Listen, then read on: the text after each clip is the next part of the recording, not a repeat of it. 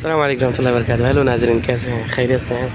देख रहे हैं गाड़ी कितना ज़बरदस्त ठुकाई हुई है। वो बड़ा बेहतरीन पीछे से ऐसा लगता है कोई डिवाइडर वगैरह में या खंभे वगैरह में मारा हुआ है। ये पूरा इधर कंस्ट्रक्शन का काम चल रहा है माशाल्लाह। देख रहे हैं माशाल्लाह तबारकल्लाह, टैंकर है। और कमेंट करके बताएं, ये मेरे ख्याल से पानी रिफाइनरी वाला कोई चीज़ वगैरह बन रहा है, रिफाइन करने के लिए टैंकर भी बन रहा है। ये वर्कशॉप है इधर का, उधर भी क्रेनें लगी हैं।